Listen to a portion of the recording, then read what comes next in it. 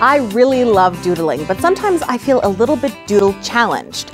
And one of the solutions to that is to use a template. And you can see here on this layout that I have used a template to create the entire background for my page. It's almost like having your own custom pattern paper. Let me show you how easy it is to do. So here is my template, and I'm just using a piece of white cardstock, and I have taped off the portions of my template that I don't want to use so that I don't even have to think while I'm doodling. Then I'm going to use a pen that has a very tiny, tiny tip. I want to use a permanent pen, and all I'm going to do is I'm simply not even thinking about it. If the template raises up, I don't worry about it. But I'm just using the edge of that template and I'm thrusting my pen against it so that I don't even have to think about whether it's neat or messy or what's happening. I just want to get the shape of these doodles down. And this is something great to do with kids or anybody who feels like they need a little bit of help coming up with some doodles that are fun to do. And let me just show you the result there. Isn't that cool? It looks so intricate and detailed, and all I did was trace. So here's one that's completely done, and I just love it. And now I'm going to take a transparent pen because after I've done all of that work, why would I want to mess it up? And I'm just removing the little cap that's right there.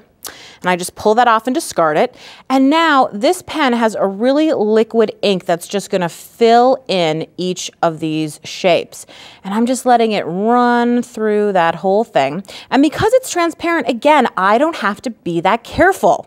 And how awesome is it to not have to be that careful? Because even if I go over the edge, you'll be able to see right through it. So it doesn't really matter.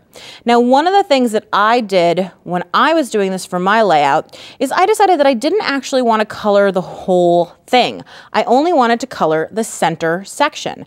And that's another nice thing, which is you can really change the look based on the colors you choose, how much you choose to color. I mean, this would be a very different layout if I decided that I wanted to color in the whole thing, or if I wanted to make it multicolored, or even if I just colored it blue, it would be very different. So I have one here that I have colored in, that center section. Very cool looking.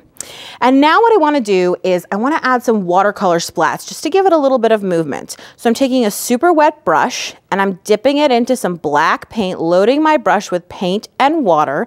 And then I'm going to go ahead and just tap, tap, tap on the brush and spread those watercolor droplets out. And now I'm going to set this aside to dry while we work on the title. So the next material I'm working with is something that's probably familiar to you. It's deli paper, which is the kind of paper that you use to wrap your sandwiches. And I have a couple other tools. One of them is a piece of foam, which I'm going to put under my deli paper because that's going to create a cushion that's going to allow me to get a really nice print. I want to use a permanent black stamping ink because I'm going to doodle on top of this stamped image. So I'm just going to ink up this nice, big, bold stamp. And then I'm going to press it down. I have the foam underneath onto the deli paper, and I just try to put the entire weight of my body on that to get a nice impression. And boom, there it is, a beautiful impression thanks to that little foam pad. And now what I'm going to do is I'm going to take an opaque pen. And notice how it also has that little thing you need to take off, but notice how the 2 is not finished out. Well, I am going to fix that because I am going to just finish that 2.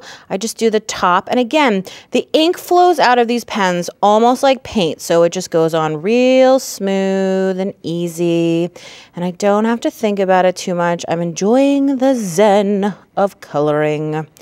And I just go across, filling it in, letting it all flow together. And it's actually going to dry to an opaque, milky finish.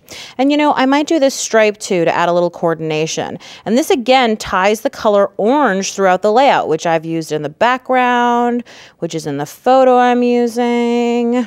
And once it dries, it is going to lighten up to something that looks a little bit more like this. You can see where I cut it out. But the other thing I'm going to do is notice how I have written the word girls right here. Well, I'm going to take a very small pen, once again, a permanent black pen, and what I'm going to do is I'm going to outline that because I want it to have a little bit more impact. But I'm not at all worried about being exactly on the lines or anything like that.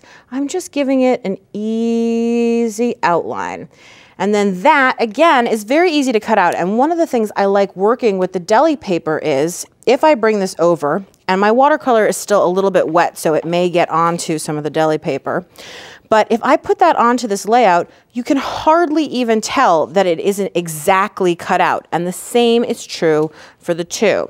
So all I would do is add my photo right here. And you can even tear a little piece of deli paper as a background, add a little bit of tape to add some texture. And now let's look at the final one. And you can see that I trimmed down the white cardstock with a paper trimmer.